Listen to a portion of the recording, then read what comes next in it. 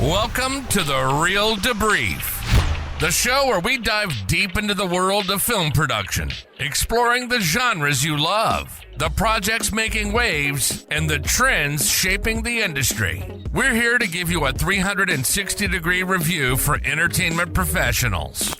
So grab your popcorn and get ready for some expert insights. And, well, the occasional bed joke from Talen. It's the Reel Debrief. Now your hosts, Talen and Lisa. Hey everyone, welcome back to the show. I'm your host, Talen, and as always, I'm joined by the brilliant Lisa, who never fails to hit us with the sharpest takes. How's it going, Lisa? I'm good, Talen. Ready to dive into something a little darker today. We're leaving behind the lighthearted comedies and body swaps for something more infamous and, let's face it, unsettling. That's right. Today, we're tackling a case that rocked America back in the late 80s and 90s and still raises eyebrows. The Menendez Brothers. It's back in the spotlight with the Netflix documentary The Menendez Brothers, directed by Alejandro Hartmann. Dropping just a month after the dramatization by Ryan Murphy and Ian Brennan, it's almost like the universe wanted us to re-examine this case, huh? Oh, absolutely. It feels like we're circling back to this period in time when media and the legal system collided in very public, very messy ways.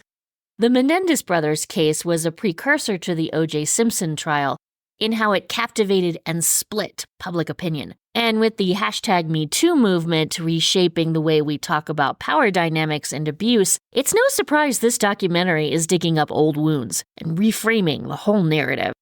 Exactly. The Menendez brothers, Lyle and Erik, were convicted in 1996 for murdering their parents, Jose and Kitty Menendez, in their Beverly Hills mansion.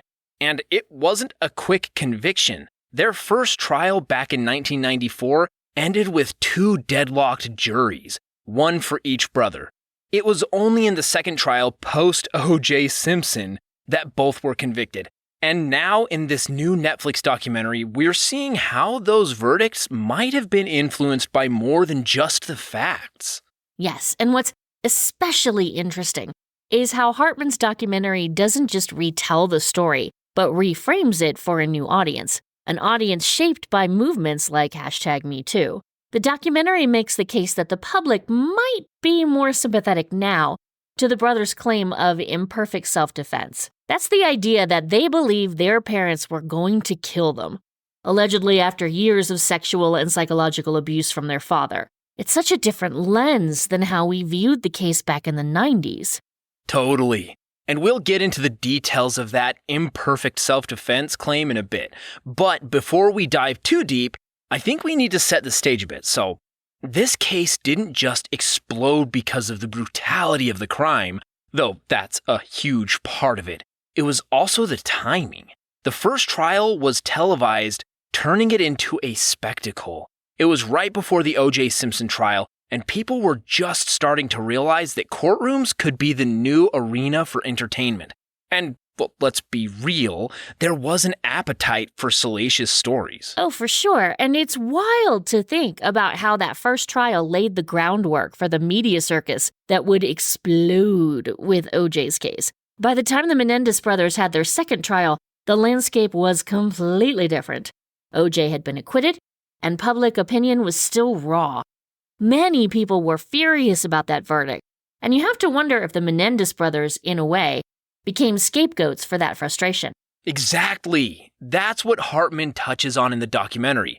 The Menendez brothers' second trial wasn't just about whether or not they killed their parents. I mean, that part was clear. It was about why they did it. And in the post-OJ world, the public wasn't as interested in hearing their side of the story.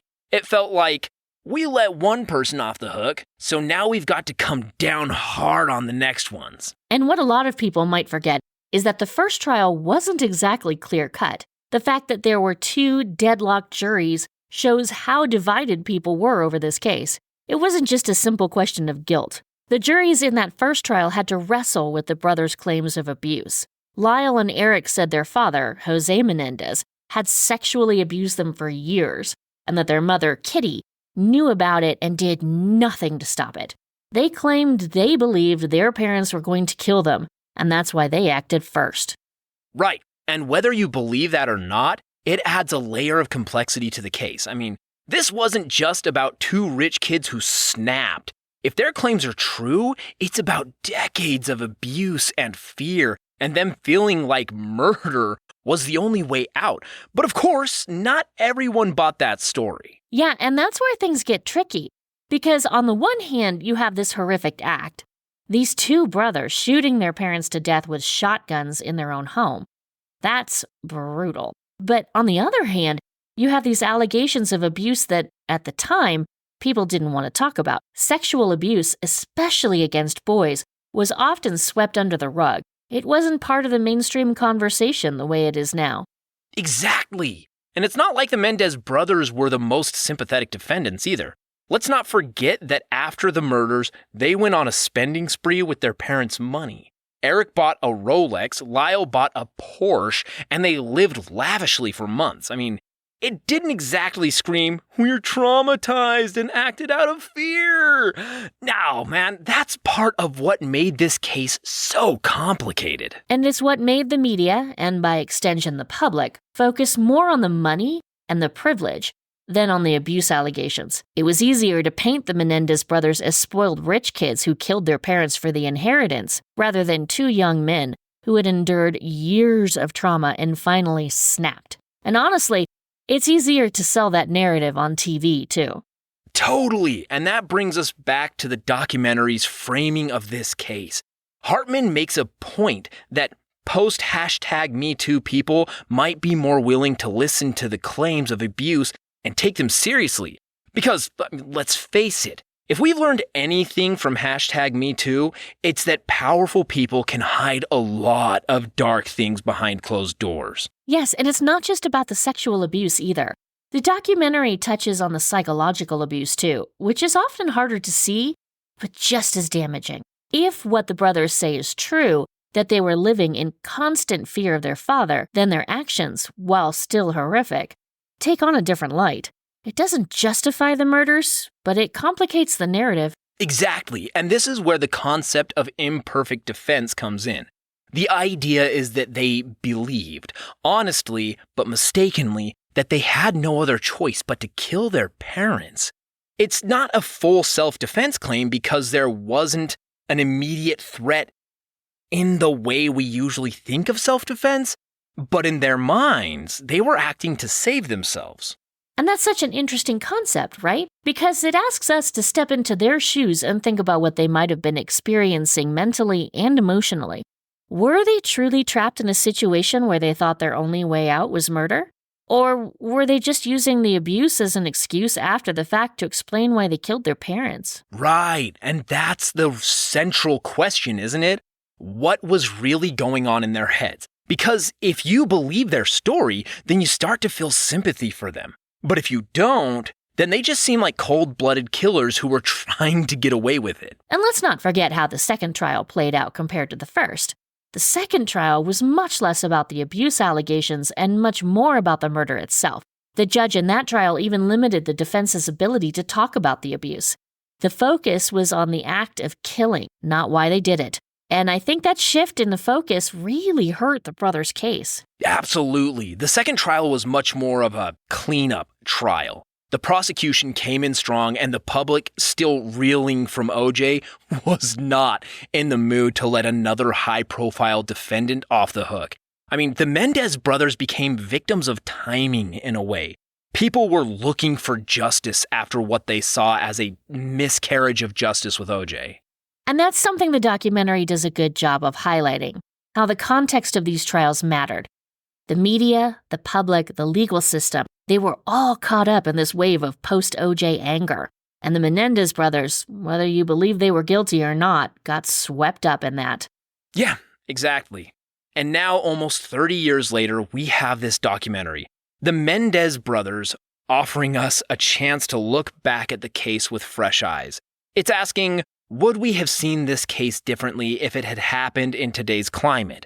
I mean, would the Menendez brothers have gotten a different verdict in a post-#MeToo world, where claims of abuse are given more weight and aren't dismissed so easily? That's the real question here, and I think the answer might be yes. Back in the 90s, the idea of two young men, especially two privileged young men, claiming to have been sexually abused by their father was almost impossible for the public to swallow.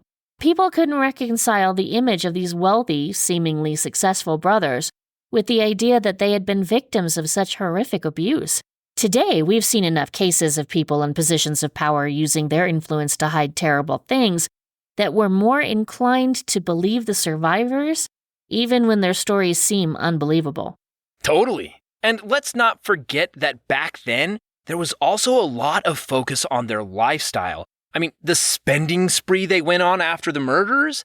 The media painted a picture of two greedy, spoiled kids who killed their parents for money. But, I mean, as the documentary points out, that narrative didn't leave much room for the more complicated truth. Maybe they were acting out in ways that people who've been abused sometimes do. I mean, maybe the shopping spree was less about greed and more about trying to fill a void left by years of trauma. That's such a good point. Trauma manifests in all kinds of ways, and sometimes people act out in ways that seem completely irrational to the outside world. But if you're dealing with years of suppressed pain, fear, and anger, those actions might make sense in that context. The documentary does a great job of forcing us to rethink those moments, to reconsider what was really going on in their minds during those months after the murders. Right. It's easy to look at the surface and say, they killed their parents, they spend all this money, they're clearly monsters. But when you dig deeper, you start to see the complexities. This wasn't a simple case of greed or revenge. There were layers to this. Family dynamics, psychological abuse, and maybe even genuine fear. Exactly, and I think that's where the documentary succeeds the most, in showing us that this case was more than just a tabloid story. It reminds us that there are real human emotions and real trauma behind the headlines. Whether or not you believe the Menendez brothers' claims of abuse, you can't deny that this was a deeply dysfunctional family.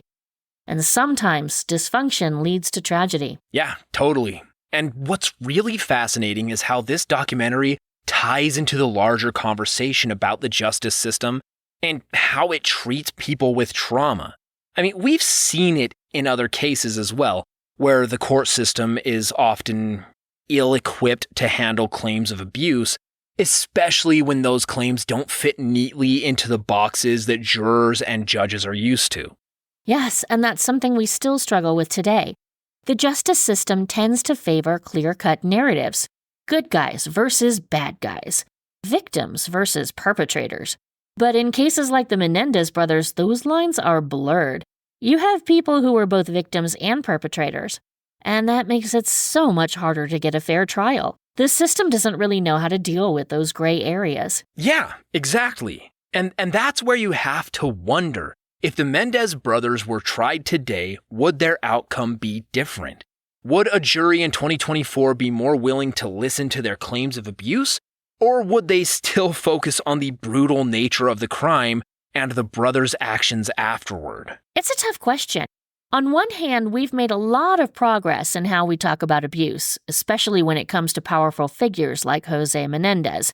We're more aware of how people in positions of power can manipulate and control those around them. But on the other hand, the crime itself was so brutal that it's hard to say whether a jury would have been able to look past that. Yeah, I agree with that.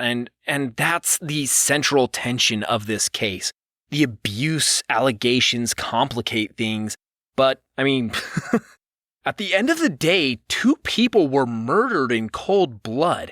It's hard for any jury to look past that, no matter how sympathetic they might be to the brothers' claims. And I think that's why the documentary doesn't try to give us any easy answers. It presents the facts. It gives us the interviews with the brothers, but it doesn't try to tell us what to think. It leaves it up to the viewer to decide. Were the Menendez brothers acting out of fear and trauma, or were they simply trying to cover up a heinous crime? And I think that's what makes it such a compelling watch.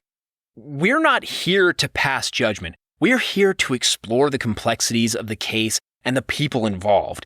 And I mean, when you look at it through that lens, it becomes so much more than just another true crime documentary. It's a story about family, about trauma, and how the justice system sometimes struggles to handle cases that don't fit neatly into the boxes we've built for them. Exactly. And as much as we'd like to think that every case is black and white, the reality is that most of them aren't. The Menendez Brothers case is a perfect example of that. It's messy, it's complicated, and it forces us to confront some uncomfortable truths about the nature of abuse and the way we process trauma. And I think that's why this documentary is hitting such a nerve right now. In a world where we're increasingly aware of the impact of trauma and the ways in which abuse can shape a person's life, this case feels more relevant than ever. I mean, it challenges us to think about how we view justice, how we handle abuse claims, and whether our legal system is really equipped to deal with cases like this. Exactly. And it makes you wonder, how many other cases have been influenced by the same factors? How many other defendants have had their claims of abuse dismissed or downplayed because they didn't fit into the right narrative? The Menendez brothers are just one example, but there are likely many more. Oh, totally. And that's something the documentary does a good job of highlighting. It's not just about Lyle and Erik Menendez. It's about the broader issue at play in our justice system and how we handle trauma and abuse in the courtroom.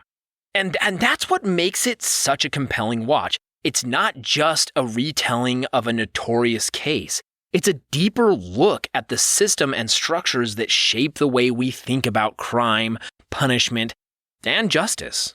Absolutely. And I think that's the real takeaway here. Whether or not you believe the Menendez brothers' claims, this case forces us to confront some uncomfortable truths about our legal system and the way we handle cases of abuse. It's not always as simple as guilty or not guilty. There are layers to these stories, and sometimes those layers don't get the attention they deserve. Well said, Lisa.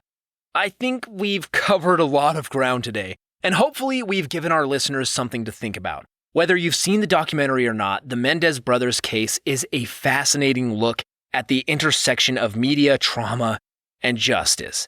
And it's a reminder that sometimes the truth is more complicated than we'd like to admit. Couldn't agree more. Thanks for joining us today, everyone. We hope this episode gave you some food for thought. And as always, we love hearing from you. So if you've got your own take on the Menendez brothers case or anything we talked about today, drop us a line. Absolutely. And if you haven't watched the Menendez brothers documentary yet, I highly recommend checking it out. It's a fascinating look at a case that still resonates today, and it might just change the way you think about justice and trauma. Thanks for tuning in, everyone. We'll catch you next time with another deep dive into the stories that shape the world we live in. Until then, stay curious, stay thoughtful, and don't be afraid to question the narratives you hear. Couldn't have said it better myself, Lisa. Take care, everyone, and remember, the truth is rarely as simple as it seems. See you next time on the show. This has been the Reel Debrief. We hope you've enjoyed the show. If you did, like, rate, and review. We'll see you soon on the Reel Debrief.